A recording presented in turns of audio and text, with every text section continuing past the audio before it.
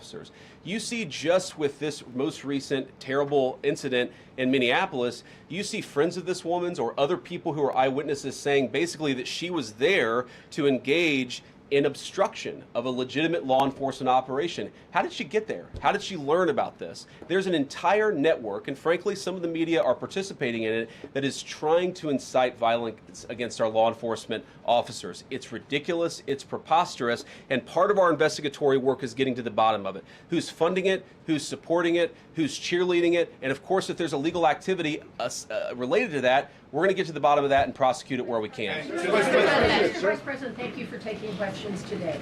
Is there a risk with you describing her as a deranged leftist, talking about very specific facts of these events, when an investigation is just beginning? Are you preempting a thorough investigation by drawing such conclusions? And have you received any information beyond the videos we've seen publicly about this individual, her specific acts, that has informed your point of view? Well, first of all, the Department of Justice is going to investigate this. The Department of Homeland Security is already investigating this. But the simple fact is, what you see is what you get in this case. You have a woman who is trying to obstruct a legitimate law enforcement operation. Nobody debates that.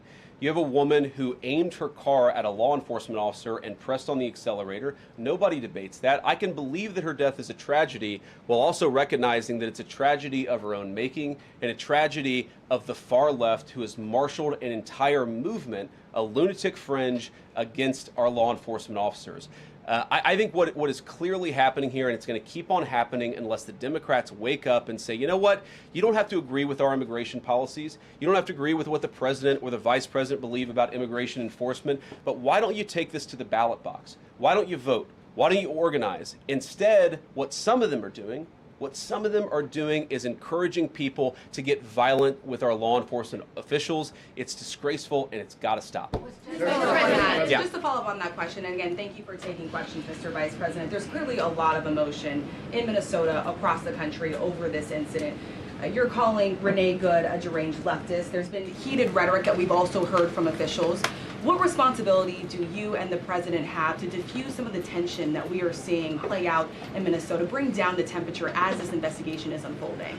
What we have a responsibility to do is to protect the people who are enforcing the law and protect the country writ large. Whether you're Democrat or Republican, you deserve to have the people's laws enforced in the United States of America. Now, again, I'm not happy that this woman lost her life. I'm not happy that this woman was there at a protest violating the law by interfering with a law enforcement action. I think that we can all recognize that the best way to turn down the temperature is to tell people to take their concerns about immigration policy to the ballot box. Stop assaulting and stop inciting violence against our law enforcement officers. That's the best way to take down the temperature. And we're not going to give in to terrorism on this. And that's exactly what's happening. People trying to antagonize, to commit acts of violence. They throw bricks at them. Sometimes they shoot at them. Sometimes they dox them. Sometimes they go to their place of residence and harass their families. This is classic terrorism. And we cannot say that when a far left fringe is inciting violence against our brave law enforcement officials, that we're no longer going to enforce the law. That's rewarding the very people who are engaged in this garbage. The actual reward that they just got is a new assistant attorney general who is going to prosecute and investigate this stuff even more aggressively than before. Yeah. Thanks for taking my question. So the head of Minnesota's investigations agency says that the U.S. Attorney's Office has essentially cut off the state investigations agency's access to the investigation. What is the precedent for that, and why shouldn't the Minnesota officials on the ground have access and evidence to work on this investigation? First of all, I wish the state officials in Minnesota would investigate why you have so many people who are using their vehicles and other means to actually interfere with a legitimate law enforcement operation. The precedent here is very simple. You have a federal law enforcement official engaging in federal law enforcement action. That's a federal issue. That guy is protected by absolute immunity. He was doing his job. The idea that Tim Walz and a bunch of radicals in Minneapolis are going to go after and make this guy's life miserable because he was doing the job that he was asked to do is preposterous. The unprecedented thing is the idea that a local official can actually prosecute a federal official with absolute immunity. I've never seen anything like that. It would get tossed out by a judge. So what I'd like Minnesota to focus on is the real issue, that they're encouraging people, Minneapolis officials are encouraging people to commit violence against ICE officials. It's ridiculous. It's got to stop. Go ahead. Vice President, thank you. You said earlier that there's a left-wing network to attack, to dox, to assault, and make it impossible for ICE officers to do their job. You told my colleague just now that there's an investigation going on into that network. Yep. So if everything that you say is true, how does being part of that network justify being shot? Well, being part of the network doesn't justify being shot, but ramming an ICE officer with your car, that's what justifies being shot. It's not a good thing, by the way, but when you force somebody to engage in self-defense, it's almost a preposterous question. I'm not saying that funding some of this stuff justifies capital punishment. Nobody would suggest that. The reason this woman is dead is because she tried to ram somebody with her car and that guy acted in self-defense. That is why she lost her life, and that is the tragedy. Now, there may be other violations of the law and other penalties that are associated with those violations of the law. For example, if you are funding violence against our law enforcement officers, I'm not a prosecutor. My guess is that's not the sort of thing that earns capital punishment, but it should sure as hell earn you a few years in prison if you're funding the effort to try to assault our law enforcement officers. What is, I'm sorry guys, what's going on here? You guys are meant to report the truth. How have you let yourself become agents of propaganda of a radical fringe that's making it harder for us to enforce our laws? You just asked me a question that presumed that the reason why this woman died is because she was engaged in legitimate protest. She tried to run somebody over with her car, and the guy defended himself when that happened. Next question. So the investigation is still ongoing. I said next question. Mr. Vice President, I mean, you presumably watched the video yourself. There's not the slightest doubt in your mind, having viewed it, that the victim, you still believe that she deliberately tried to ram him despite seeing this video? Look, I don't know what is in a person's heart or in a person's head, and obviously we're not going to get the chance to ask this woman what was going on. What I am certain of is that she violated the law. What I'm certain of is that that officer had every reason to think that he was under very serious threat for injury or in fact, his life. What I'm certain of is that she accelerated in a way where she ran into the guy. I don't know what was in her heart and what was in her head, but I know that she violated the law, and I know that officer was acting in self-defense. It raises an interesting point, though. Look, if people want to say that we should have a legitimate debate about, you know, what was she really doing, right? Was she panicking when she drove into this officer, or was she actually trying to ram him? That's a reasonable conversation. What's not reasonable is for so many of you to plaster all over the media that this was an innocent woman and that the ICE agent committed murder, which is what many of you have said explicitly and some of you have said implicitly. That's what I have an objection to. The idea that this was not justified is absurd, and I think everybody knows it in their heart. Yeah. Mr. Vice President, In the green jacket. Taking down the temperature, it seems like political violence is ratcheting up and riots could be around the corner. What steps does the administration have planned to try to unite America? Average people on both political sides are so tired of fighting with each other, and I think all the journalists in this room could agree with me that we don't want to be part of the problem. Do you have any words to unite America? You know, I know you don't want to be a part of the problem, and I think that's true of a lot of you. I'm not sure it's true for everybody, because the reporting over this has been one of the biggest scandals I've ever seen in media. I've never seen a case so misrepresented and misreported when you have a guy who is defending himself and is now being treated as some sort of federal assassin by so many of the people in this room. First of all, let me say about crime. You mentioned violence. One of the things we're proudest about is that you saw violent crime over the last year drop by 20%. Why is that drop by 20%? Is it because we're attacking our law enforcement officers, or is it because we in the administration are empowering our law enforcement officers to enforce the law? I think that's one of the ways you take down the temperature, is you make people feel more secure and safe in their person and property. That's why we care so much about protecting our law enforcement, because it accrues to the benefit of the entire national community. I think that we can absolutely talk about the ways in which, you know, we can lower the temperature by discussing differences in a reasonable and rational way. Again, I'm happy to talk with any congressional Democrat or any of you about our immigration policy, about why I think it's necessary, about why I think it's in the best interest of the country, about why the President of the United States was elected to actually enforce the border for the first time in at least 4 years. So here's the problem. That's not the debate so many people are having. They are actively covering for people who are committing acts of violence against federal law enforcement. It is preposterous. The way to take down the temperature is to stop it. Have your debates about policy. Attack me. Attack the President of the United States. Don't attack our law enforcement officers. They are trying to do the job the American people demanded that they do. They are not policy actors. They are enforcing the law. They should be treated with a modicum of dignity and respect. And the fact that they're not is why incidents like yesterday happened. The one final point I'll make about this is, look, there's a part of me that feels very, very sad for this woman, not just because she lost her life, but because I think she is a victim of left-wing ideology. What young mother shows up and decides they're going to throw their car in front of ICE officers who are enforcing legitimate law? You've got to be a little brainwashed to get to that point to where you're willing, not just to protest, that's fine, not peacefully protest, but throw your vehicle in front of legitimate law enforcement officers and drive your car into them. To get to that point, you have to be, I think, radicalized in a very, very sad way. I certainly wish that she hadn't got there. I know there's an ICE officer right now who very much wishes he was not put in the position where he had to fire a gun to defend his own life. Yeah. Thank you, Mr. Vice President. What's your message, following up on that, what's your message to the leaders in Minnesota, the governor of Minnesota, the mayor of Minneapolis, to calm down the situation on the ground, on the streets? What's your message also to those protesters who saw that video in a completely different way than you saw that video? Well, first of all, I think if you watch every angle of that video, there is one angle where if you squint, you can maybe tell yourself that it's not clear what happened. But when you look at all angles of that video, it is very clear that her vehicle went right for the guy. She actually collided with him. And then that's, of course, when he fired his shots. That's obvious, okay? So what I'd say to the protesters is, by all means, protest peacefully, but make this about ideas. Make this about disagreement with our policy.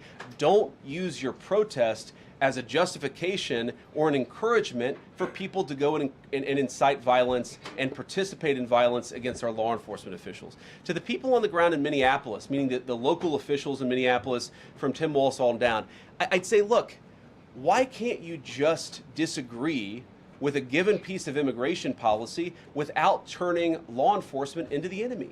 And think about, for example, a criminal law, where a police officer goes and arrests somebody because they violated a criminal law. If you're mad about that, go and protest the politician who passed that law. Don't attack the police officer who's just doing their job. We had a wide open border under Joe Biden. I happen to think it's a good thing the President of the United States has closed it down. If you think that's a bad idea, criticize this administration for a policy decision.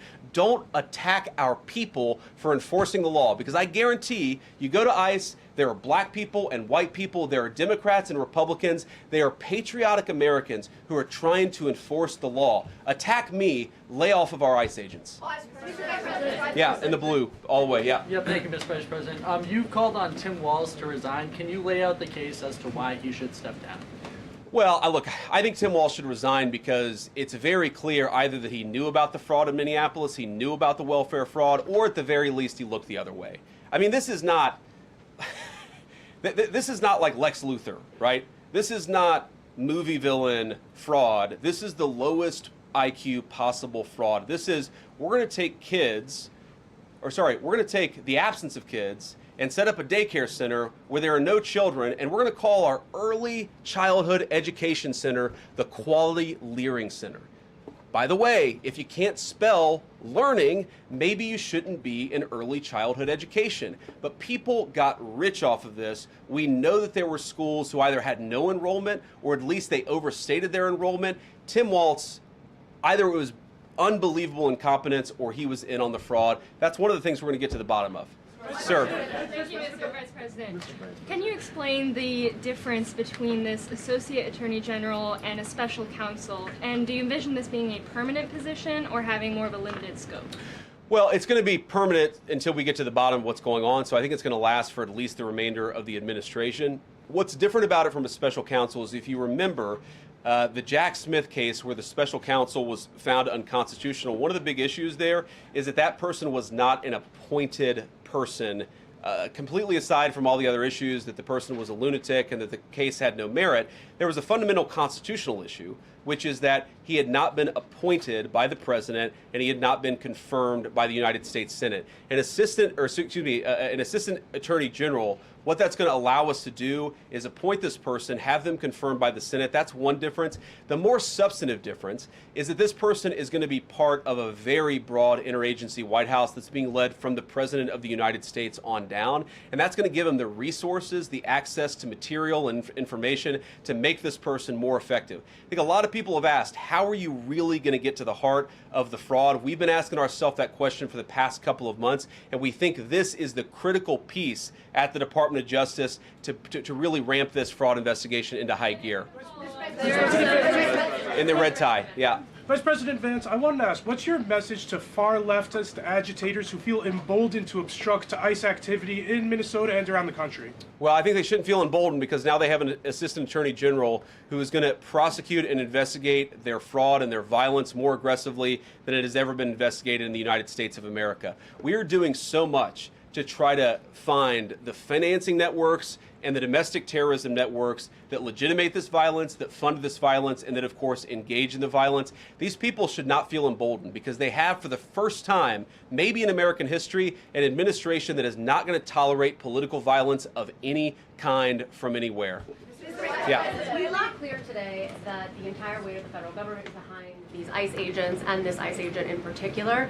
There is still a federal investigation happening on the ground. Does that mean that they are not looking into this ICE agent at all? They are just focused on the woman who was in the car? What is the investigation if the federal government has already determined that its weight is behind this ICE investigation? So what do you mean? When you say investigation, do you mean investigation of the shooting yesterday or of the fraud that's happening in Minneapolis? Yesterday. Okay, look, DHS, as I understand it, has an investigation already ongoing. I know that other organs of our government are looking at this. So yes, there's certainly an investigation that's happening right now.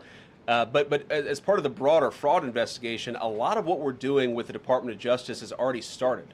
We've got over 1,500 subpoenas. We've got people this morning, actually. We're going door to door to actually knock on some of these fraudulent care centers, these fraudulent social services organizations to get to the bottom of what's going on there. So the investigation in some ways has already been ramping up into the anti-fraud element for at least a few weeks. What we're trying to do is supercharge it and make sure there's a designated person within the Department of Justice who completely controls that particular focus. Yeah. Just to follow up on that, Mr. Vice President, on the agent, is he still on duty or has he been placed on leave, on administrative leave? And what really was the target of the operation on Wednesday? Of the ICE operation on Wednesday? Well, first of all, it was a legitimate law enforcement operation. We were going door to door to try to find criminal illegal aliens and deport them from the United States of America, because if you come to our country illegally in violation of our immigration laws, then we have the mandate, and in fact, we have the legal duty to enforce those immigration laws. Whether he's been placed on administrative leave, I don't know the answer to that question. I'd refer it to the Department of Homeland Security, and they can follow up. I will say, look, I would appreciate everybody saying a prayer for that agent. Look, in the past 6 months, he has been hit twice by a motor vehicle. One time, the first time, it led to over 30 stitches and very serious injuries to his legs. This is a guy who's actually done a very, very important job for the United States of America. He's been assaulted, he's been attacked, he's been injured because of it. He deserves a debt of gratitude, and I think the media prejudging and talking about this guy as if he's a murderer is one of the most disgraceful things I've ever seen from the American media. Yeah. Vice President, what is your specific role in the future of Venezuela? And I'm wondering, could you confirm reports that the Director of National Intelligence, Tulsi Gabbard, was kept out of the planning for the operations because of her past concerns about military involvement in Venezuela? So I've heard a couple of things. One, that I was kept out of the planning for the Venezuela operation, that's false. And another, that Tulsi was kept out of the planning for Venezuela operations, that's completely false. Look, we're all part of the same team.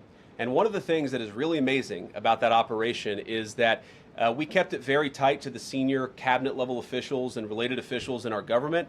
And we kept this operation secret for a very long time. I'm very proud of that. I think it suggests that the team works very well together. Well, looking ahead, what is my role? Look, my role is going to be whatever the president asks me to do. Has he asked you to do something yet? Well, every single, or I should say every other day, I'm chairing the meeting that we do on this among White House principals to talk about next steps to try to ensure that Venezuela is stable, and as the president has directed us to do, to ensure that the new Venezuelan government actually listens to the United States and does what the United States needs it to do under our country's best interest. So I'm going to be as involved as the president wants me to be. So far, that's been very involved, and I'll keep on doing that so long as the president asks me to do it.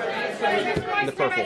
Yes. Even Mr. beyond the war powers Sorry, resolution. we'll go purple and then we'll go pink or whatever that is in front. Royal purple. And then beige. All right. Okay. Are there any indications, you talked about the network, are there any indications that the lady who was shot, I know there are different reports from there, her wife said they were new to the area.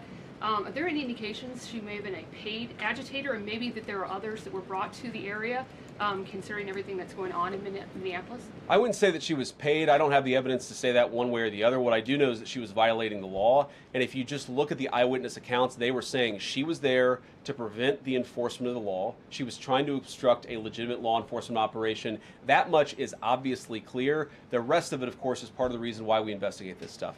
Yeah. Mr. Vice President, even beyond the war powers resolution today, Congress has bucked President Trump on issues like tariffs. Are you concerned that President Trump is losing his grip on Republicans in the Congress, and what are you going to do about it? No, I'm not concerned at all. First of all, we talked to some of the senators who were going to vote the wrong way, in my view, on this resolution today. Much of their argument was based more on a legal technicality than any disagreement in policy. If you look at the people who actually voted, every single one of them have supported the administration's plan. Second of all, as the president, I believe himself, has already said, every president, Democrat or Republican, believes the War Powers Act is fundamentally a fake and unconstitutional law. It's not going to change anything about how we conduct foreign policy over the next couple of weeks, the next couple of months, and that'll continue to be how we approach things. Go ahead. President. So we are seeing, regarding Iran, we are seeing the protests in Iran these days. The cities are begging for help from the U.S. and Israel, naming streets in the city after President Trump.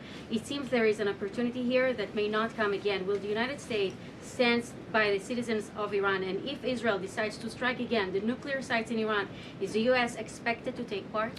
Well, look, we certainly stand by anybody who's engaged in peaceful protest, anybody who's trying to exert their rights for free association and to have their voices heard. Obviously, the Iranian regime has a lot of problems, and as the President of the United States has said, the smartest thing for them to have done, it was true 2 months ago, it's true today, is for them to actually have a real negotiation with the United States about what we need to see when it comes to their nuclear program. I'll let the President speak to what we're going to do in the future, but we certainly stand with anybody across the world, including the Iranian people who are advocating for their rights. I'll take just a couple more questions. Yeah, go ahead. Thank you very much, Mr. Vice President. Concerning Venezuela, how would you assure the Caribbean region that they will remain a zone of peace? Because some member states in the region are concerned. Well, look, the president had a very productive phone call with the president of Colombia yesterday, and we continue to talk at all levels of government with a number of our friends in the Caribbean region. I actually think this is really good for peace in the Caribbean, because when you take away a major source of illegal cartel revenue, which is the cocaine trade, the fentanyl trade, other sources of illicit revenue, you actually remove the power of one of the main destabilizing forces in Latin America and in the Caribbean. I really do think, look, we say it all the time, this is the president of peace. One of the ways that you establish peace in your own hemisphere is to make it clear that the United States is going to be respected, that the United States is willing to take power away from criminal cartel organizations and give it to legitimate governments. That's how we see the future of the Western Hemisphere, and we think it's going to be much more peaceful than it was certainly under Joe Biden. I'll take one more question. Go ahead. Mr. Vice President, thank you. On Greenland, do you have a message for European leaders? Many in Europe reject the idea that the island could be for sale. Well, first of all, Secretary Rubio, I believe, is meeting with the leaders of Denmark and Greenland next week, I want to say it is, but maybe it's the week after that. We'll continue to deliver some of these messages in private, some of them in public, but I guess my advice to European leaders and anybody else would be to take the President of the United States seriously. What has he said about Greenland? Set to the side the crazy overreactions that I've seen from the press and from certain people in Europe. What has the President said? Number one, Greenland is really important, not just to America's missile defense, but to the world's missile defense. Number two, we know that there are hostile adversaries that have shown a lot of interest in that particular territory, that particular slice of the world. So what we're asking our European friends to do is to take the security of that landmass more seriously, because if they're not, the United States is going to have to do something about it. What that is, I'll leave that to the president as we continue to engage in diplomacy with our European friends and everybody on this particular topic. And again, thank you all for listening. Thanks for taking questions. And I just ask you, look, this is politics, and often Republicans and get in arguments with the press about things, and I understand that.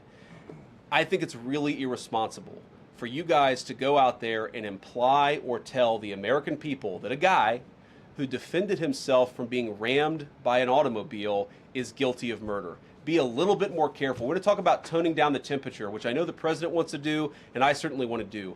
One of the ways we tone down the temperature is to have a media that tells the truth. I encourage you all to do that. God bless you. Happy New Year, guys.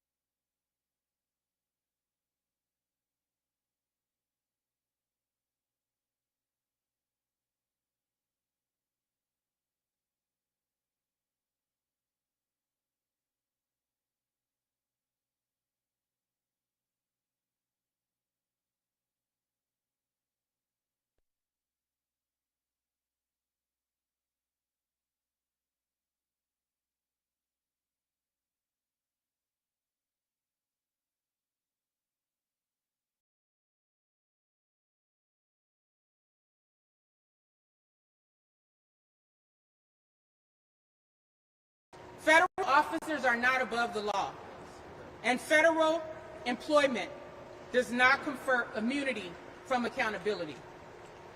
Local and state authorities have the legal authority to investigate, arrest, and charge a federal officer when there is probable cause that a state crime occurred. Federal law does not prohibit that. What federal law allows is for officers to raise defenses later before a judge, but not to avoid arrest altogether. That is why today we are calling on the Minneapolis Police Department and the Hennepin County Sheriff's Office to immediately arrest the ICE agent who killed Renee Good. Yes. This killing did not happen in isolation. It happened on the first day of what Kristi Noem and the Trump administration themselves described as the largest ICE deployment in U.S. history. Minnesota has been deliberately targeted. Communities have been terrorized. Schools have been disrupted. Fear has been weaponized. And this is the predictable result of that recklessness. Renee Good was an American citizen. ICE is an immigration enforcement agency. Immigration law does not give ICE authority over U.S. citizens for immigration enforcement purposes. That fact alone raises profound and urgent questions about why she was targeted at all. And those questions demand answers. Renee Good was killed just blocks from where George Floyd was murdered. This community has already paid an unspeakable price for unchecked state violence. And we will not accept another name added to that list. We're also calling on Congress to act. Congress created ICE. Congress funds ICE. And Congress has a responsibility to exercise immediate oversight, suspend funding for ICE's enforcement operations, and enact reforms to prevent this kind of violence from happening again.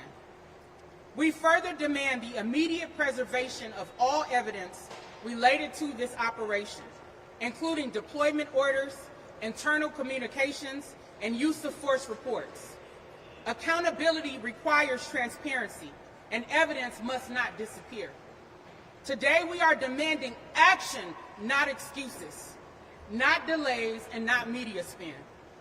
We demand the immediate arrest and prosecution of the ICE agent responsible, the public release of the agent's name, full disclosure of all video and body camera footage, termination of the agent's employment, the withdrawal of ICE from the state of Minnesota. Yes! Yes! And the establishment of a victims' compensation fund to support Renee Good's child and family. This is not about vengeance, it is about the rule of law. When the government takes a life, the burden of accountability is at its highest. Silence is not neutrality. Delay is not due process, and lies are not justice. When a federal agent can shoot a mother as she drives away, leaving her bleeding in her car, and face no immediate accountability, that is not law enforcement, that is lawlessness. Yes. In this matter, the rule of law demands an arrest. Next, I want to call up Jaylani Hussein, the Executive Director of CARE Minnesota and a longtime advocate for racial justice and police accountability. Please welcome Jaylani.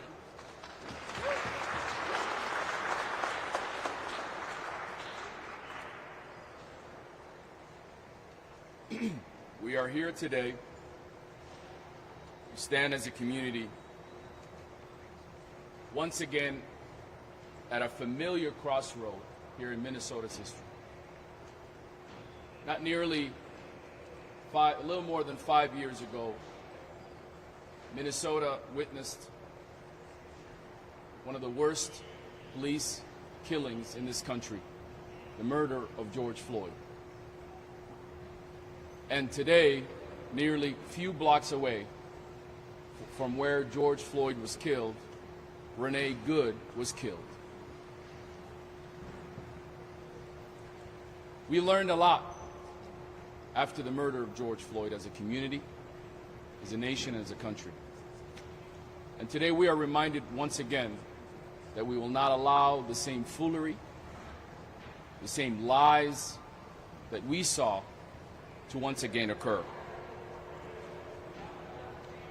Renee Good was killed and murdered on the street of Minneapolis by a reckless, untrained, dangerous ICE agent. What we have been talking about for nearly weeks, what law enforcement themselves here in the Twin Cities have been echoing and saying, that these untrained ICE agents who come to our neighborhoods are not going to only cause harm to other law enforcement, but actually cause harm to our community members. Anyone who sees the video evidences that have already been out will clearly show that Renee, on multiple occasions, waved off other ICE agents who followed and passed her. And once these ICE agents were able to get out of the car, they began to escalate. They became to target her. And she knew that. That is why immediately she backed up to get out of there. She began her process to leave the situation knowing how dangerous these people are.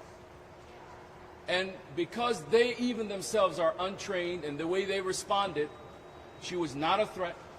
She was a peaceful protester. She was following the Constitution of the United States. She was observing ICE agents knowing what was going to happen to her. In fact, she wasn't alone that day.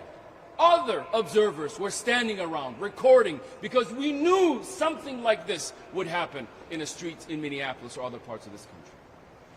And it did. In broad daylight, with multiple views, we clearly see a killing by an ICE agent that was not warranted. Not only was it reckless, but it was endangerment to everybody who lived on that street. To shoot in that manner to someone who was leaving is a sign that these people are dangerous. not only dangerous to themselves, but dangerous to everyone around them. Let's be clear. No uniform, no badge, no federal agency, no one is above the law in the United States of America. That's right. No one. That's right.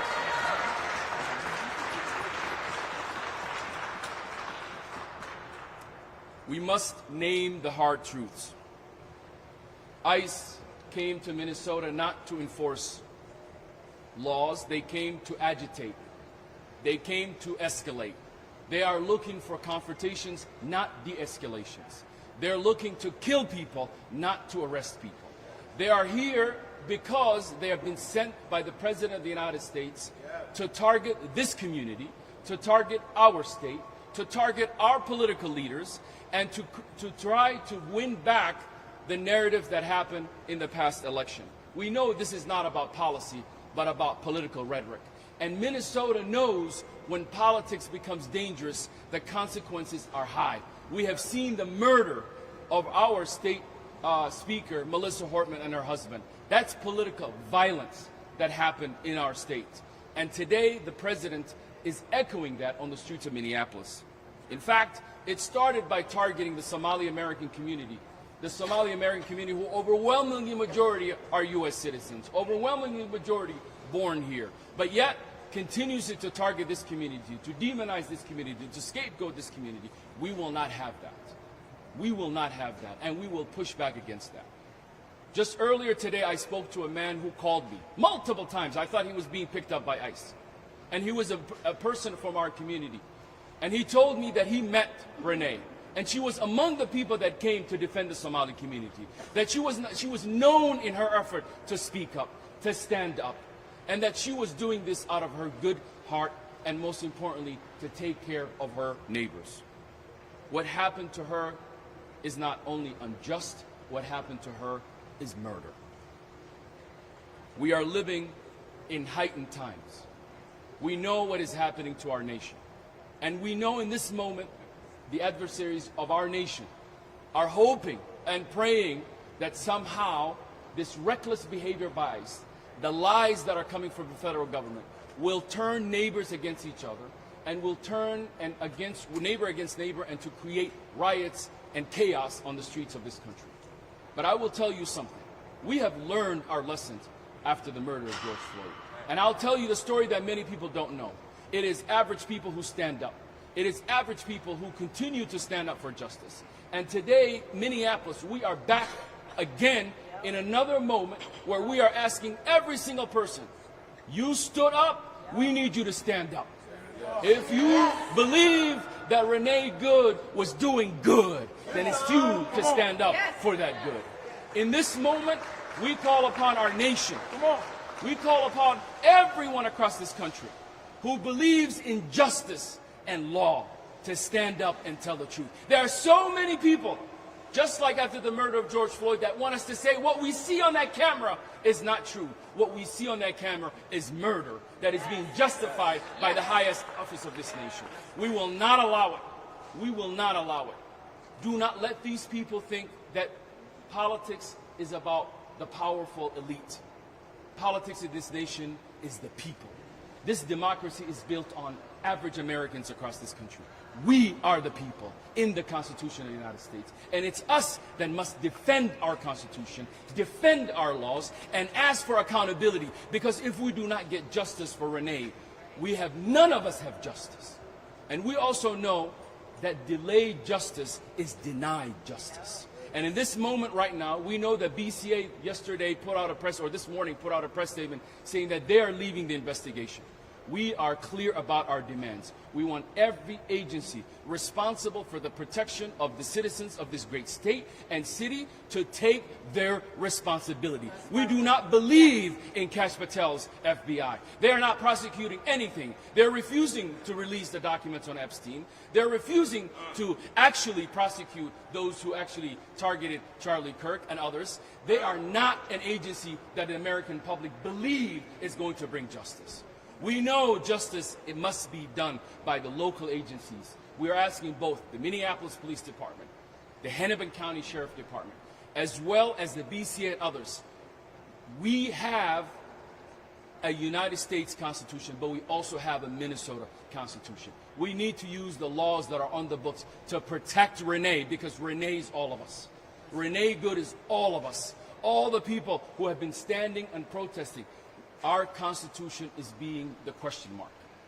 And it is us. So we ask and everyone to call all of these agencies and demand immediately that justice is swift and that these ICE agent is not only prosecuted, but charges are presented.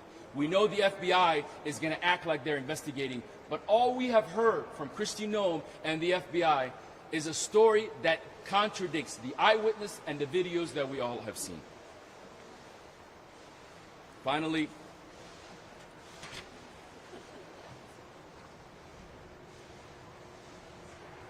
I know how painful yesterday has been for our state. But I will just say this and echo one more time. I believe in this state, and I believe in each other, and I believe that there's goodness in Minnesota and Minneapolis.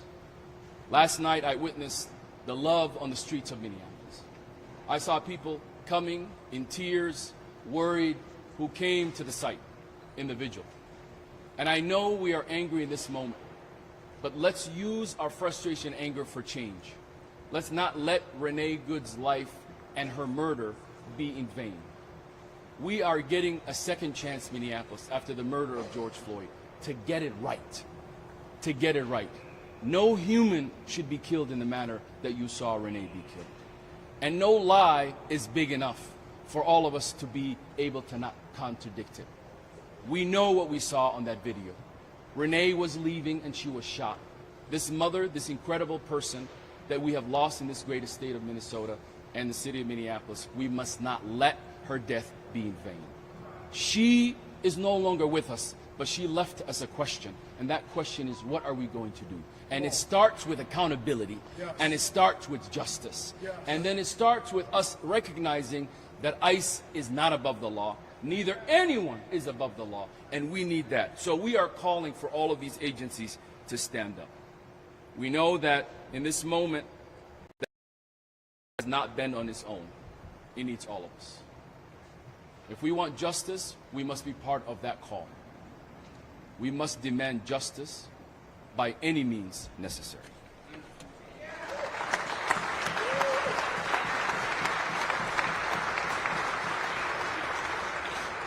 Thank you, Jelani.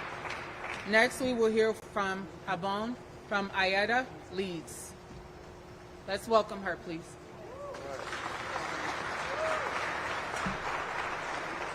Good afternoon. Yesterday, Renee Good, a beloved community member, a daughter, and a mother, woke up and began her day with the same intention so many carry, to look out for her community. That commitment cost her life. Immigration enforcement should never place our community in harm's way. It is a civil process, not a militarized action. And it must be carried out, without weapons or force that endangers human lives. When armed tactics are used against immigrants, many of whom are unarmed and simply trying to live, work, and have a regular day, that reaches not only individuals but the entire community. The depth of this trauma is unmistakable. Minneapolis public schools are closed, a stark reflection of how profoundly our community has been impacted, and that's unfair. We shouldn't be continually be traumatized. We are neighbors, co-workers, parents, and the people who keep up our community and our culture alive. We are raising children, building businesses, and supporting one another. Our humanity does not disappear during an enforcement encounter. That's right. It is constant, inherent, and deserving of protection. Community safety means protecting every life. Without exception, we call for immigration practices rooted in dignity, de-escalation, and respect, and for an end of enforcement approach that rely on fear and violence. Our community deserves policies that keep families whole and allow everyone to live, contribute, and belong without the constant threat of harm. I want to send, our entire community wants to send our condolences to Renee Good's family, friends, and her neighbors. May her life and action be remembered in our city, in our state. Thank you.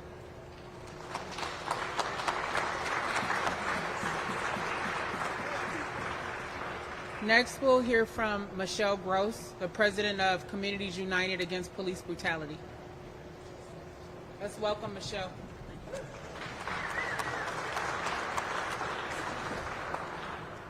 Good afternoon. My name is Michelle Gross, M-I-C-H-E-L-L-E-G-R-O-S-S. I am the president of Communities United Against Police Brutality, and I wish to talk today about the local connection to law enforcement.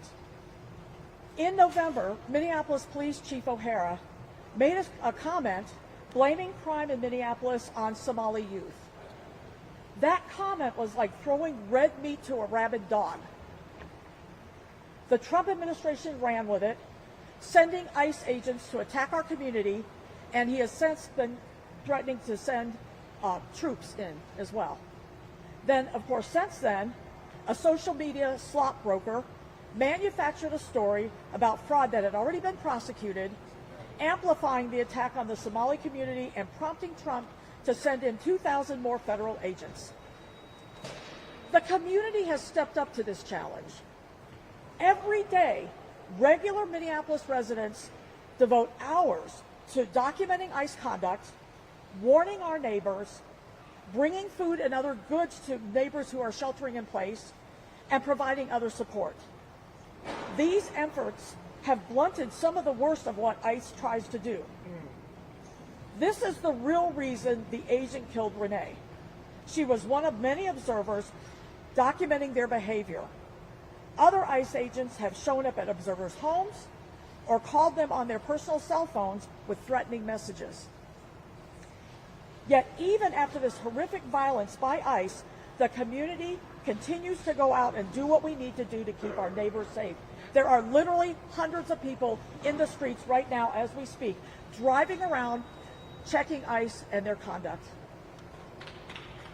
Yet the role of the Minneapolis police in all of this remains problematic.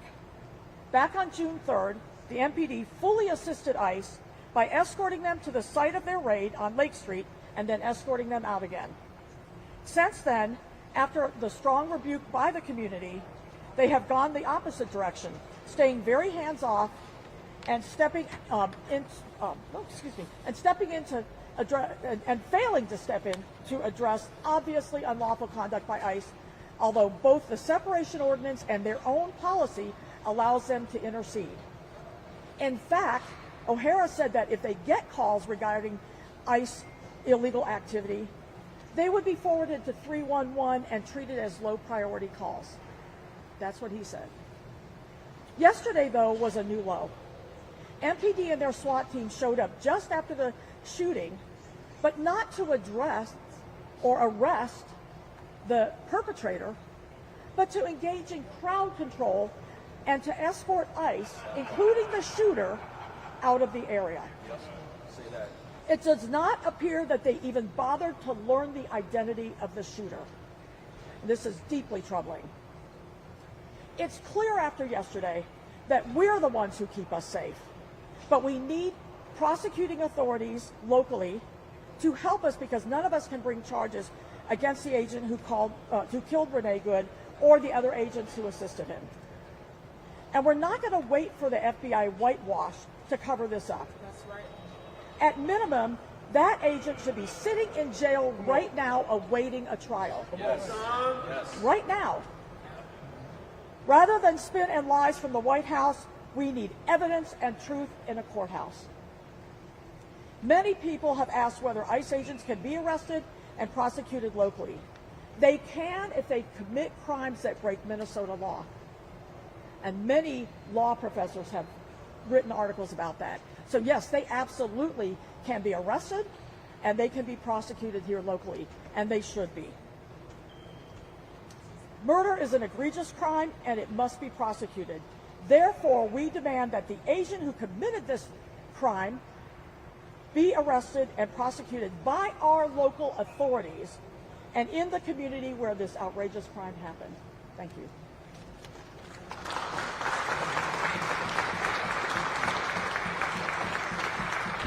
Next, we'll hear from Monique Cullors-Doty, who is one of the founders of Black Lives Matter Minnesota. Let's welcome her.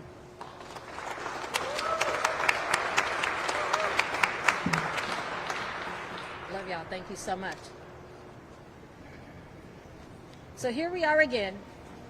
Now, this is the first time that we've had one of our family murdered by ICE. But we are no stranger to police and law enforcement homicides in the Twin Cities. And we do not need ICE here adding to the body count. So I say, get the ICE out. It is time. We have seen the terror that Donald Trump and his administration has unleashed across the country. We have seen how white supremacists have been emboldened. We have seen the attacks on all kinds of people, but right now, we are seeing the attacks on pretty much everyone in this country, and what it boils down to is that America has never addressed its love affair with white supremacy. Come on. That America has never rendered the call for the injustices against people of color in this country. They have never called for its ending, and they continue to uplift and support and elevate and make excuses for the tyranny that is caused by white nationalists and racists.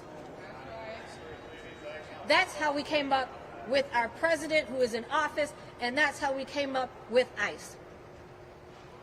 No human is illegal. So let's be clear, who was on this planet first? The planet was black. Black people were here on this land before anyone. Brown people were here on this land before the white man showed up. But somehow, some people who got a free pass to come into this country when their ancestors entered through Ellis Island, who didn't have to turn through all the hurdles that we're asking people to go through at the southern border, all the hurdles that had been put up against people coming from African countries, other than the Afrikaners, the white South Africans who are now allowed to come into this country. But yet it's a whole lot of nerve to think that somebody else should be denied access and the freedoms that America is supposed to offer in the American dream that has been, for my people, an American nightmare.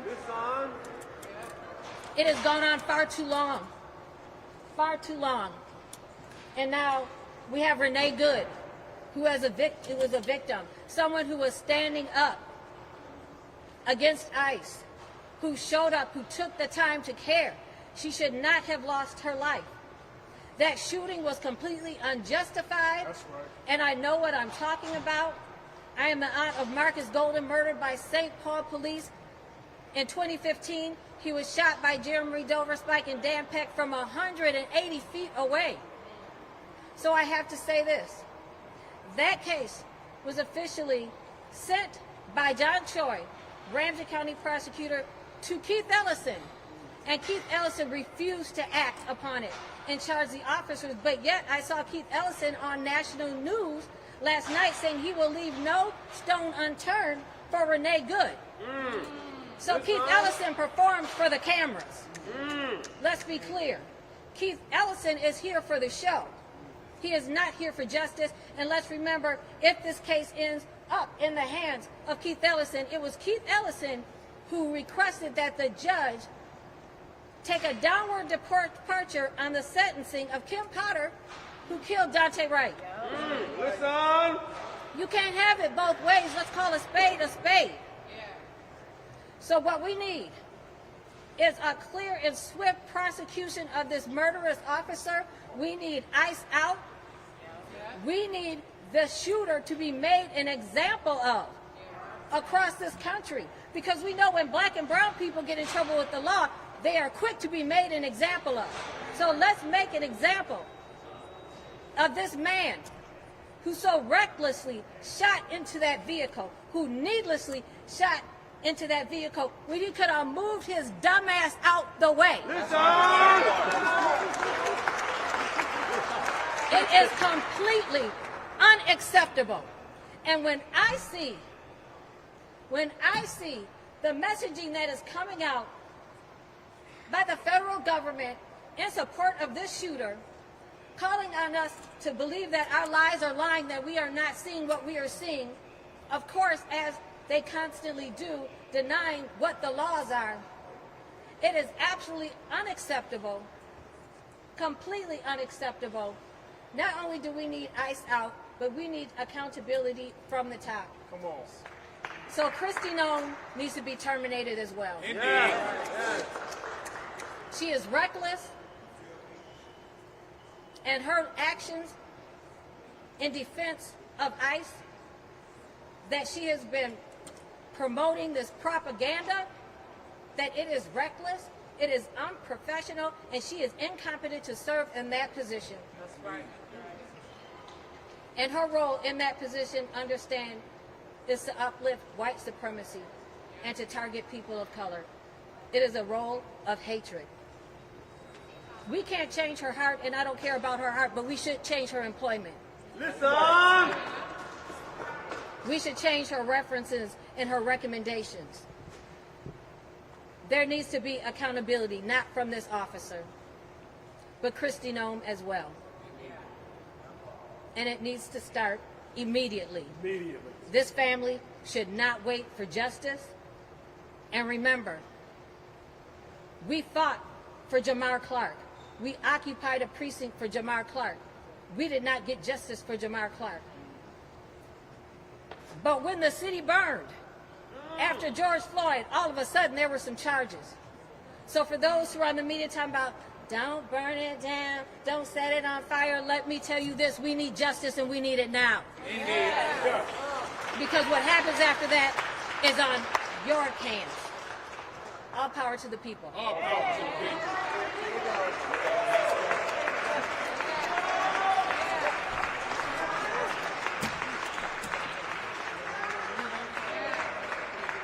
Next, we will hear from Toussaint Morrison, a longtime organizer in the community.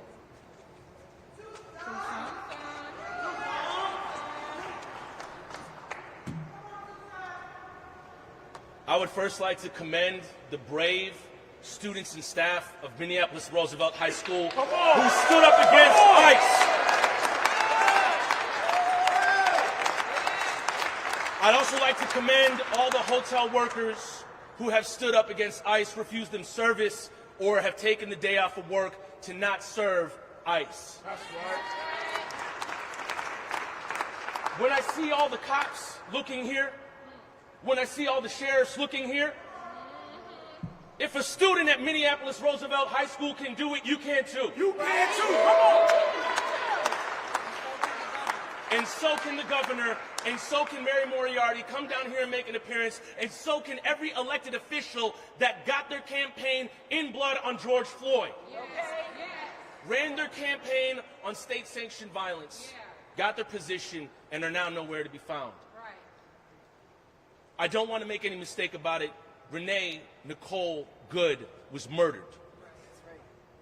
Renee Nicole Good was lynched in public. She was publicly executed. And as Michelle said, the MPD showed up to get the perimeter, not to make an arrest.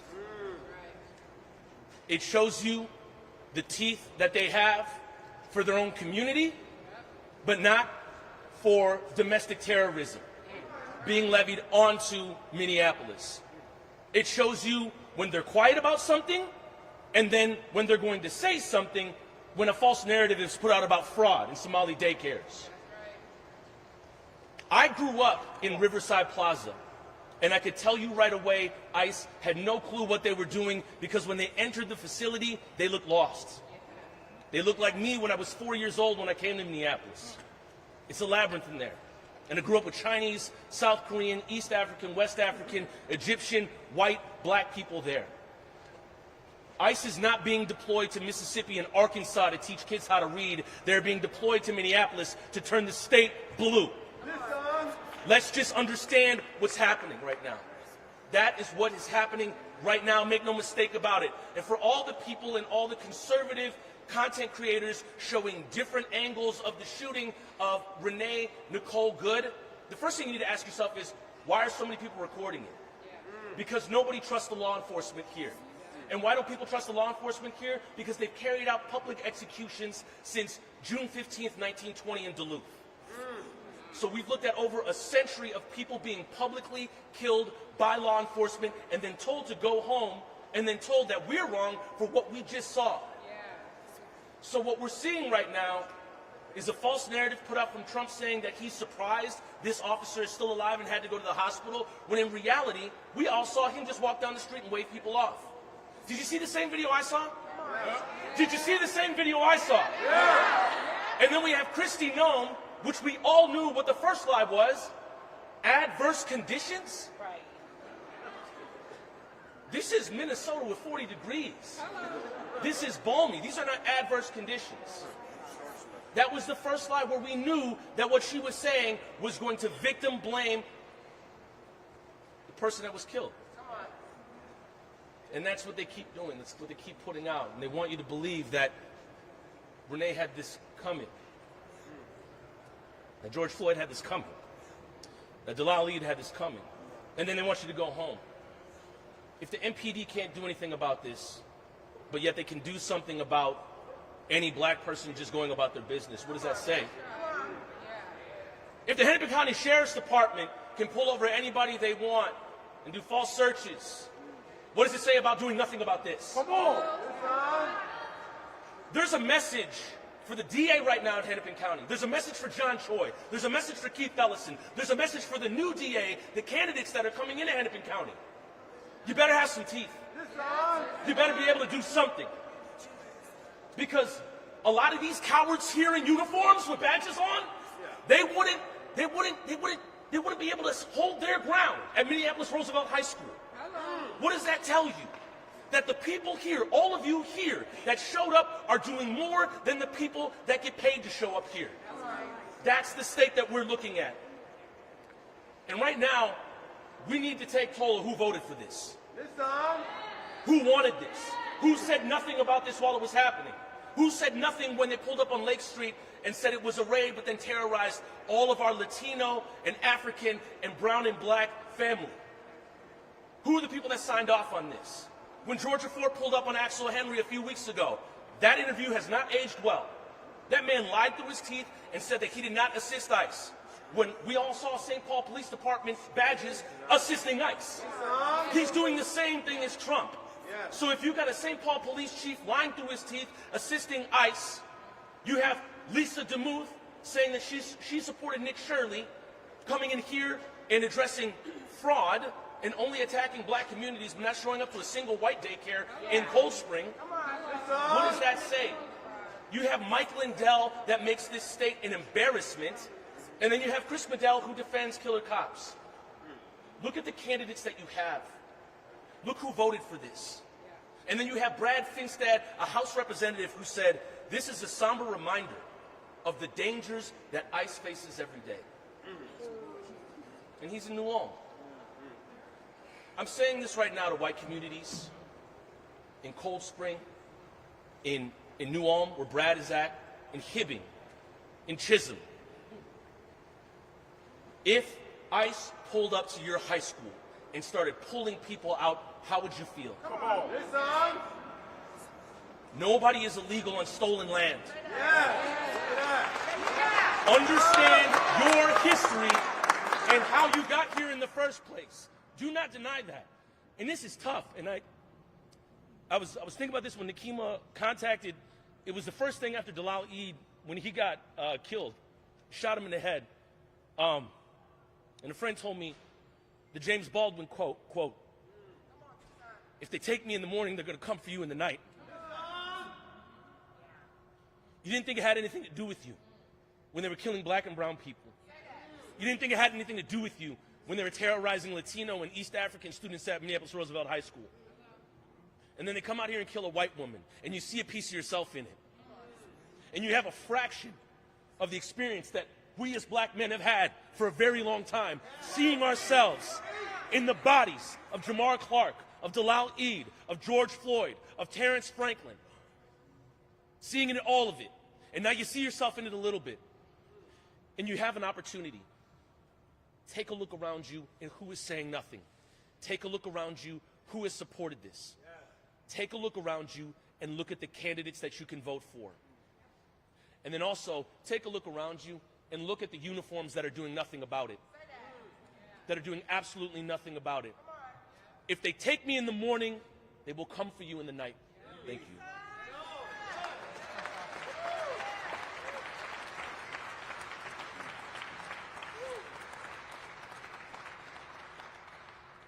Thank you, Toussaint. Next, we will hear from Eliza Darris, the Executive Director of the Minnesota Freedom Fund. Please welcome him.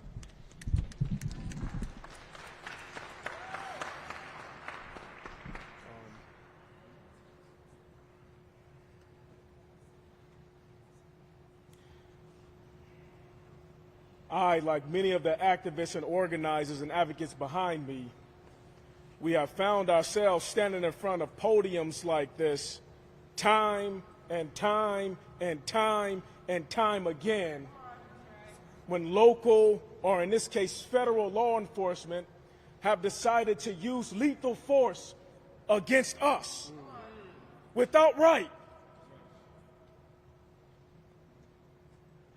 And here we are again.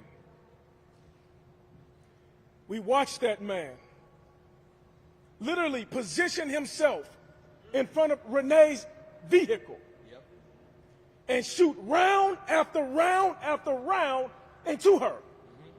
Now, law enforcement are supposed to justify every last single round. He shot her 3 times in the face. The rest of law enforcement made sure that no one, say no one, no one in the crowd could render aid. There was an actual physician that said, hey, I'm a physician. Let me render aid. And they said, stand back and watch her die. And so our expectation is that in tragedies like this, law enforcement would undergo due diligence, determine whether or not a crime has been committed, and bring charges. And ultimately, for a jury, if this person appears, to bring a conviction. Now that's in the normal situation, what we would normally expect to happen. But we're not dealing with normal times. These aren't normal situations. We have a federal government threatening other portions of its government and saying, if you hold anyone accountable, you'll be terminated. Say terminated. Terminated. You'll be fired. Say fired. Fired. You may be arrested. Say arrested. Arrested. And so they do nothing. We can expect nothing to come from the federal government. So what does that leave? It leaves the state. I'm here today to call upon our local officials to stand up. Say stand up. Stand up. And do something. Do something. Stand up. Stand up. And do something. Do something. Why did we send you here? If the county attorney won't prosecute, if the attorney general won't prosecute, if the governor won't order an investigation, if the sheriff won't conduct an investigation, if the police chief won't conduct an investigation. And then if the BCA this morning will release a statement and say the feds told us to stay out of it. And then they say, okay, we'll stay out of it. When have they ever done that? We cannot expect the federal government to do anything in this situation. And you all heard law professor Nikema say, we locally have the authority to investigate and to bring charges. Now, if a judge makes a jurisdictional determination later, so be it. But we expect this county attorney in this county, right here in Minneapolis, to bring charges. Yes. We expect this Attorney General office to support any investigative needs, any charges that may be brought. The support coming from the top is what we need, because we will get justice nowhere else. That's right. They've already said it. They've already expressed it. We should not expect it. So we need our local authorities to stand up or tell us you are abandoning us. Come on. Tell us you are going to allow federal tyranny. That's right. We're talking about murder. Come on. Come on. Say that you're going to leave us at the hands of a federal government that is unchecked, that has no checks, no balances. Tell us that you're going to allow them to murder us and do nothing. Then we can make a decision of who we need in those seats to protect and defend us. That way.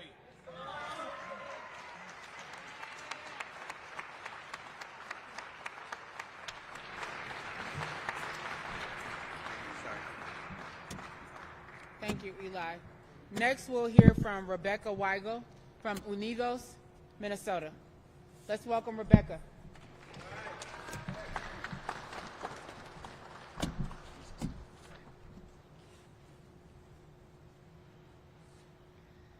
The ICE officer who shot and killed legal observer Renee Good must be held accountable. There is precedent for state authorities arresting and charging federal officers of crimes. Minnesota officials must use their authority to arrest and charge this officer as they would anyone who shot and killed another human being. Given the gross incompetence of this agency, ICE should immediately cease their surge in Minnesota and stop terrorizing our communities. Further, we call on Minnesota businesses and institutions to stand up to ICE. Yes. Corporations like Target and Cub have been allowing ICE to stage raids in their parking lots, including private lots. In order to keep our communities safe, we are working with teachers, hospital workers, and are inviting all workers and employers to uphold our Fourth Amendment rights against illegal searches and seizures. Protecting our constitutional rights is not the job of just one community. Yes.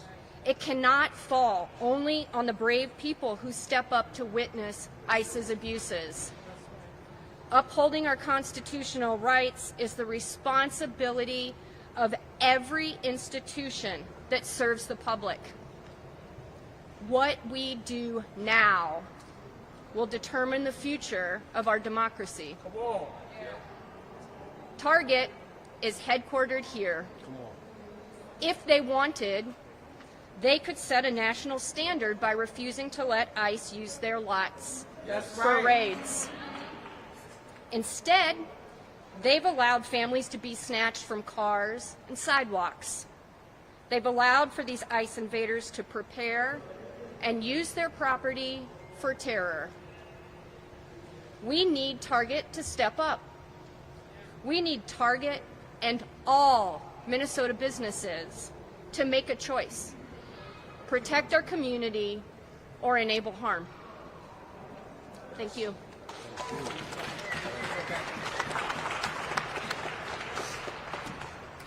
Yes, we're still boycotting Target. Yes. Let's be clear. Next, we'll hear from the gatekeeper, hear from George Floyd Square. Let's welcome her.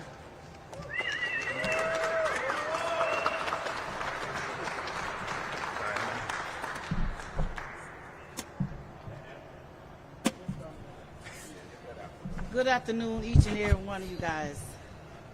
I bring you good trouble. Good trouble I bring you guys come from 38th in Chicago. Good trouble I bring you from 38th in Chicago. This started 6 years ago. Police taking a man's life, George Floyd. Gianna was 6 years old when they took George Floyd. Renee Good, her son is 6 years old, and they took her from her son. Winston Smith, the federal killed him. Shaft killed Ricky Cobbs with no justice at all. Now we have Renee killed FBI, federal government. Minneapolis police need to come and stand with the community. They have no power. So now it's time for them to stand up with us to show us that they can stand with us to support us as the community. Defund the police. If we defund the police, we as a community can fight and stand and take care of our own community. We can protect our community. It has been shown. We've been doing this for 6 years at George Floyd, and it ain't never stopped yet. It's ongoing. It keep on going. But to take a woman's life is not acceptable. It's our streets. We have the right to shut these streets down. Again. Make the city pay. Again. And again. It was not about losing money when George Floyd died. We as a people can cause them to lose more money now. If we don't stand together, we're going to fall. Together we stand, divided we fall. We as a community got to stop talking and do the work. We cannot work till somebody die again to do the work. ICE is a demon. They are not human beings. They are killers that kill them on target. I watched them drag a white woman out of her car pregnant. Had no sympathy for her and dragged her from one car to another car. I'm here to stand with the community all over nationwide. North, south, east, west, it doesn't matter. 4 blocks from George Floyd, 2 blocks over where this accident happened at. And we will not stop until justice gets served. And we will not stop until they arrest the officer. We demand that he be arrested. And if he don't be arrested, we're going to shut this city down. Whose street? Our street. Whose street? Our street. Whose street? Our street. And we mean that. Yes, we do. This street will be shut down and justice will be served. Come on.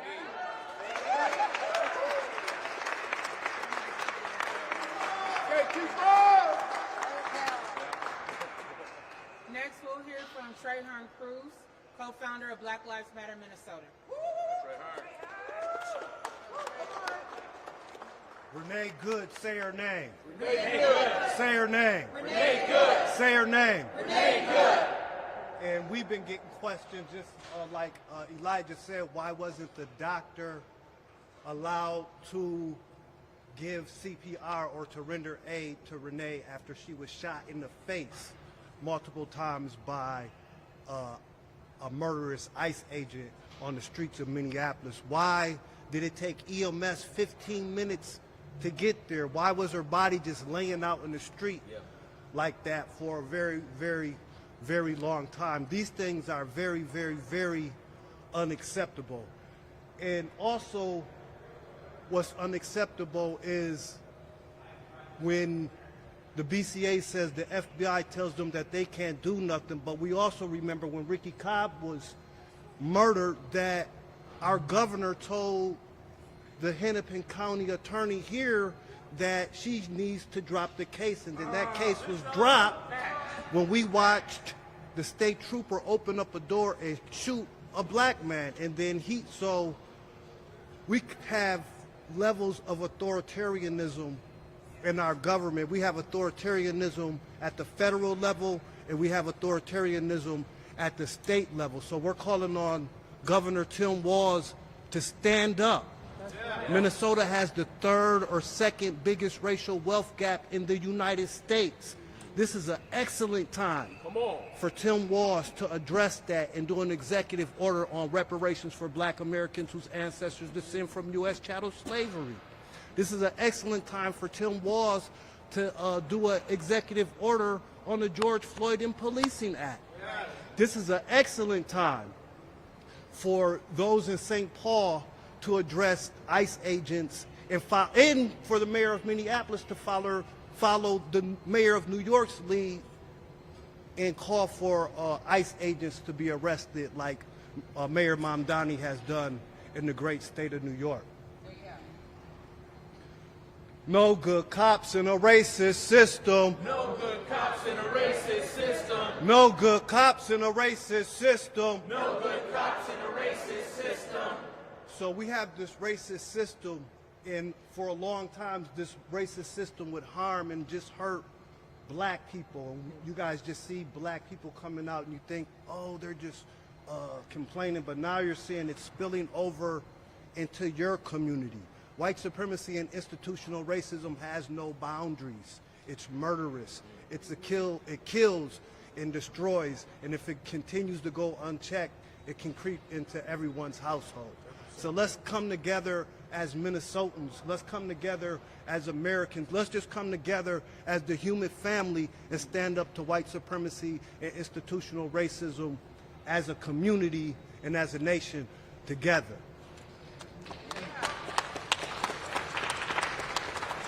Indict, convict, send those killer cops to jail. The whole damn system is guilty as hell. Indict, convict, send those killer cops to jail. The whole damn system is guilty as hell. Peace.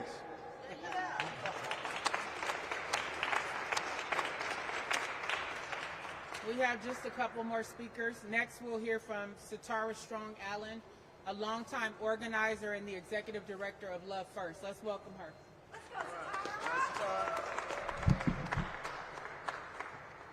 Say enough is enough. Enough is enough. Enough is enough. Enough is enough. My heart is heavy, I'm sure, as everybody else's is. And first and foremost, I want to send my condolences to the family of Renee Good, her partner, her child. I want to send my condolences to the teachers and staff at Roosevelt High School and South High School and the students. At first, when I saw the video of Renee Good being murdered in broad daylight by ICE agents, I thought, you know, this is ridiculous that anybody is going to sit by and allow the government to orchestrate attacks on their own citizens. But then I thought back to the experiences we've had here in the Twin Cities. I thought about Jamar Clark. I thought about Philadelphia in the 80s when they dropped a whole bomb on MOVE and the Africa families just for advocating for civil rights and advocating for animals of all things.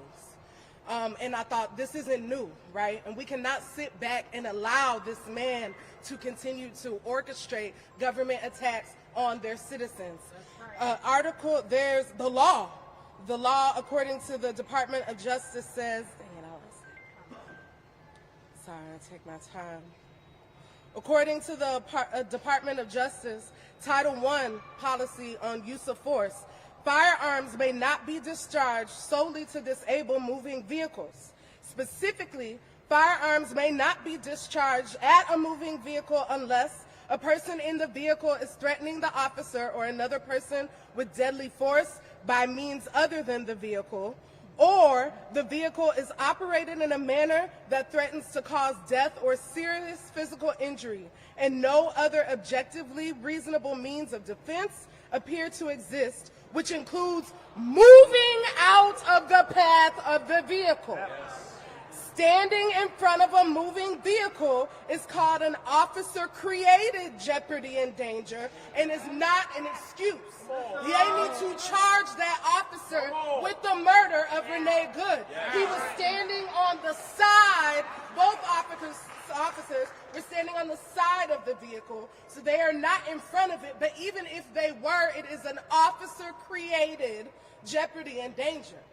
The fault lies not on Renee Good, for responding to the directions that she was being given by the very same ICE agents who killed her. It falls on the ICE agents and the government to hold these people accountable, these Proud Boys that the federal administration has hired to attack our communities. Thank you. Indeed.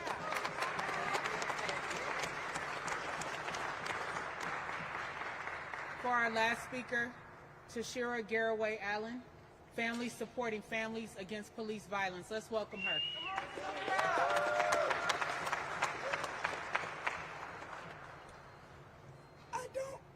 I don't have much of a voice today, so I know you guys can barely hear me. But I needed to come out and speak today because you guys are witnessing what our families have endured over and over and over. You guys are seeing them do an active cover-up after we've seen with our own eyes what happened. If they can cover this up while we can clearly see what happened, imagine what they did for the videos that they got to and they were able to tamper with. Imagine what they did for the videos that they would not release to our community and to our families. The only difference this time is they didn't have access to the videos. Our community had the access to the videos. That's why we got the truth.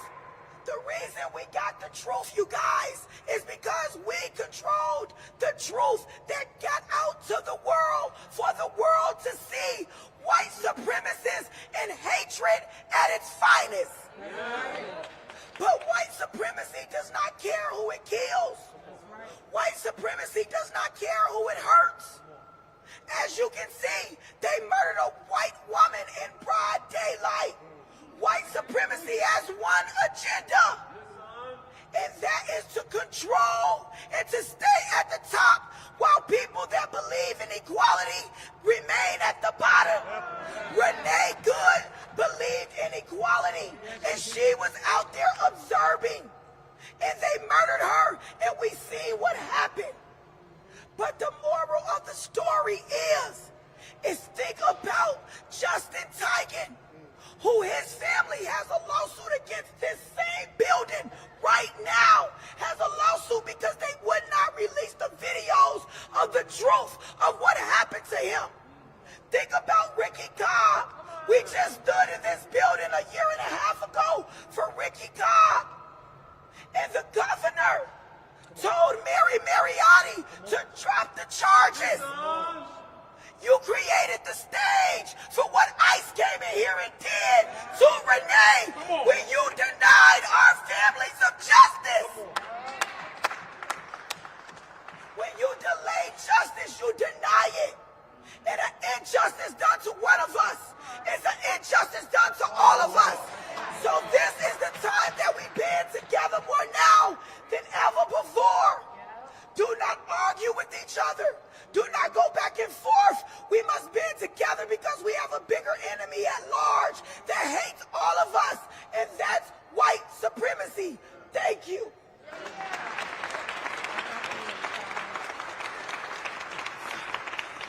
we will call forward Cortez Rice to say the Asada speech. Oh, well, we can take questions first. Are there any questions? Any questions? Yes. By any chance, do you all know if the officer, the ICE agent, is going to be detained by Minneapolis police officers? What do you guys think about that?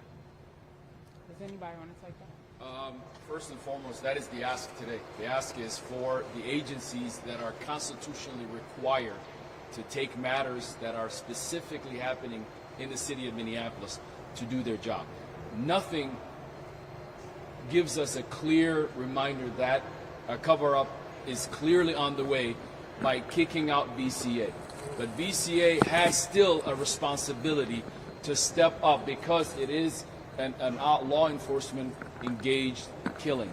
And so we are asking for the Minneapolis Police Department. We're also asking for Hennepin County Sheriff to begin their own investigation in this matter.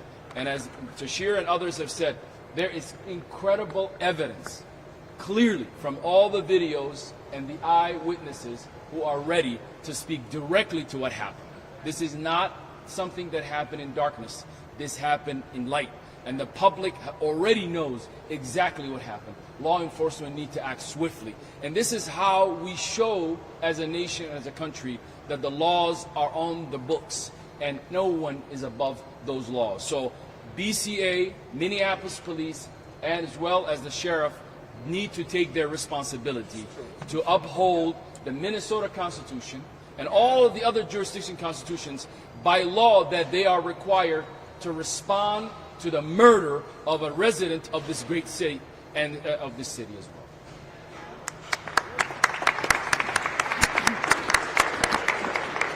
And members from the Communities for Justice for Alison Wilshire, Justice for Mariah Samuels. Could this be viewed, in addition to everything, is a layer of this potentially also like violence towards women, seen as femicide? It's absolutely violence toward women. The fact that the ICE agent in question knew that he was dealing with a woman, looked her in the face, and fired 3 kill shots shows you that he had no regard for her humanity or her femininity. And we've seen it before. Justine Rusacek-Damon, who was killed by the Minneapolis Police Department as a woman, unarmed, trying to report a crime, shot in cold blood. Not to mention the numerous women being dragged by ICE, being treated like they are not human. It's unacceptable. So for us as mothers, we're outraged. This is despicable and it's unconscionable. But what do we expect when the commander-in-chief is a rapist? What do we expect? Definitely a sexist. And people voted for him anyway, not once but twice. So what does that say about our society? It's absolutely unconscionable and disgusting. Any other questions?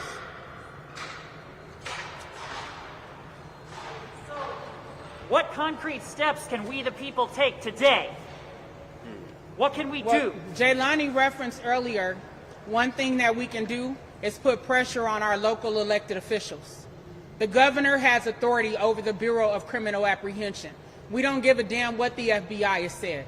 There's nothing stopping the governor from forcing the Bureau of Criminal Apprehension to conduct its own investigation based on what evidence it has. All they need to do is bring enough evidence to the county attorney to show probable cause for an arrest. Yes. And then the rest of the system will play out the way that it needs to. But the governor has authority. He's just not using it. Yes. The mayor of Minneapolis, who we saw drop expletives and act outraged, has the authority over the Minneapolis Police Department. As a matter of fact, because of residents in the city of Minneapolis voting to give him sole authority, he can direct the chief of Minneapolis Police to conduct an investigation into the murder of Renee Good. And the Hennepin County commissioners have authority over the Hennepin County Sheriff's Department, and they can direct the Hennepin County Sheriff to conduct an investigation into the murder of Renee Good. So don't fall for the okie doke and think, oh, the FBI took it over, there's nothing that they can do. Why do we have laws on the books that allow local government to bring charges against federal officers if there was nothing they could do? So we as the people need to use our voices, and we need to hold them accountable. I don't care how, if we voted for them in the past, if we think they're good people, if we think they're nice, it's time out for Minnesota niceness, and it's time for justice and accountability. Period. That's right. We also want to know if this officer right now is even still in Minnesota and engaging in ICE activity. We have no clarity that this person who just murdered this incredible woman is still out. So we need the media, because I will remind you, after the murder of George Floyd, no one is safe. We saw that, including the media, who are trying to get clear information for the public, have been part of the target. And this disinformation that is happening from Kristi Noem and others need to be held at check. We are asking for the media to do also your job in making sure that the hard questions are presented and laid right in front of these leaders who are cowardice in this moment, instead of standing up for justice, not only for Renee, but all the Renees across this country. Real quick, one of y'all just said that Tim Walz made a call to Mary Mortery to drop the charges with Ricky Cobb. I was in the room when that happened. So is it kind of silly for us to ask Tim Walz to make Mary Mortery do it if we know he didn't do it for a black man? No, we're not asking Tim Walz to make Mary Moriarty do anything. Okay. What we're asking him to do is to exercise his oversight and authority of the Bureau of Criminal Apprehension for them to conduct an investigation regardless of what the FBI has said. They're using the FBI's decision to exclude them from the case as a justification to do no investigation at all. Okay. When there's plenty of eyewitness statements, as has been said, as well as video evidence that they can begin to analyze in order to present a report to Mary Moriarty or even to Keith Ellison. Whether we trust Keith Ellison or not, the reality is he is the Attorney General, and he has the power to bring charges if he has given a case file that shows probable cause to make an arrest. Who gives him that case file? Do we know? It would be if the BCA or the Hennepin County Sheriff. So if it's taken away from the BCA, he won't get that file. But the BCA, no one's taking anything from the BCA. So Donald Trump has said that Minneapolis and Minnesota cannot do anything about this man. That's not exactly what's happening. Right? The FBI, in our opinion, at least in my opinion, is attempting to engage in a cover-up. Yeah, and that's true. Right? Yes. That's why they want all the evidence for themselves. But that doesn't mean that there isn't additional evidence out there that a Minnesota-based law enforcement agency can review and bring forward what they have to a prosecutor so that they can determine whether there is probable cause to arrest the ICE agent in question. Keith Ellison would demand Keith Ellison to charge the agent for murder. And I would frankly posit that the video and the eyewitness statements themselves are adequate for probable cause for an arrest. All law enforcement needs in order to arrest someone is probable cause. And I would absolutely posit that that video and the eyewitness statements give them that probable cause. And that is why that man should be sitting in jail right now instead of running around in our community causing more harms. And to Michelle's point, we have an example in the case of Justine Rusacek Damon. Remember, there were no witnesses and there was no video, but Hennepin County Attorney Mike Freeman was quick to bring charges against a black Muslim Somali officer who shot and killed Justine Rusacek Damon. And that officer was actually convicted. And Justine's family was paid, $20 million without any other evidence beyond the fact that a white woman was killed. So we know that there's ample evidence to show probable cause for this ICE agent to be arrested. And the fact that he callously left the scene He didn't even stay. He just walked away because he understood his white privilege and the fact that he would be protected by an administration engaging in white supremacy and domestic terrorism and abuse of American citizens.